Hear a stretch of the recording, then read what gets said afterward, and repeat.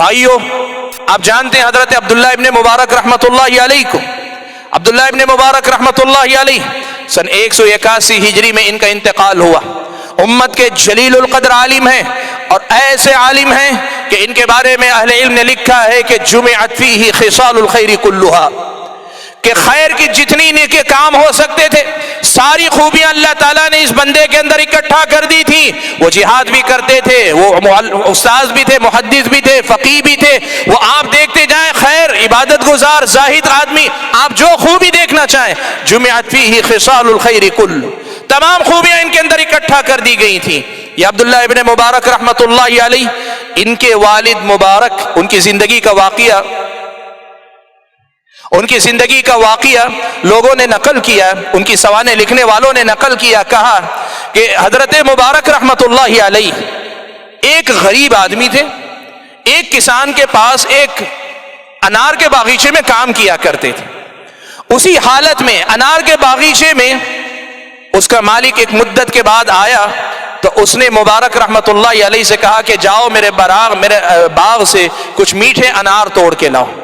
انار توڑ کر لائے، پیش کر دیا، انار پیش کر دیا، انار کھانے کے لیے اس نے توڑا، دیکھا وہ کھٹا نکلا،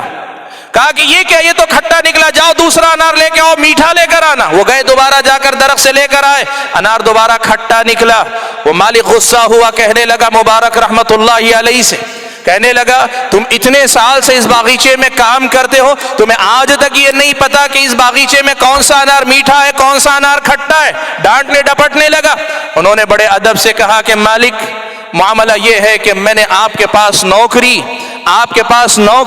میں نے باغ کی حفاظت کے لیے کی ہے، تو میں نے صرف باغ کی حفاظت کی ہے، آج تک میں نے کوئی انار کھایا نہیں ہے کہ جس سے مجھے پتا چلے کہ کس درخت کا انار میٹھا ہے اور کس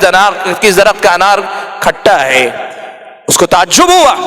اس نے معلوم کیا تو لوگوں نے بتایا کہ ہاں یہ آدمی کبھی کسی انار کو کھاتے ہوئے دیکھا گیا۔ اس مالک نے متاثر ہو کر اپنے اکلوتی بیٹی کو مبارک رحمت اللہ علیہ سے بیاہ دیا۔ اہل علم نے لکھا ہے اسی باپ سے اور اسی ماں کے بطن سے حضرت عبداللہ ابن مبارک رحمت اللہ علیہ جیسے لوگ پیدا ہوئے۔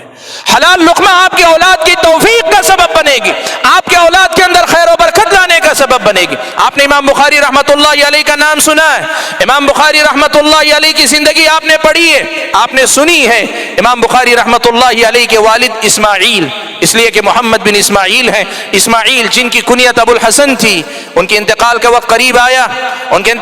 قریب آیا، لوگ ملنے کے لیے گئے تو انہوں نے ایک بات کہی کہ دیکھو، میں نے اپنی پوری زندگی میں حرام تو حرام، مشتبہ درہم کو بھی اپنے گھر کے اندر آنے نہیں دیا، شبہ والے درہم کو بھی میں نے اپنے گھر کے اندر آنے نہیں دیا۔ بھائیو،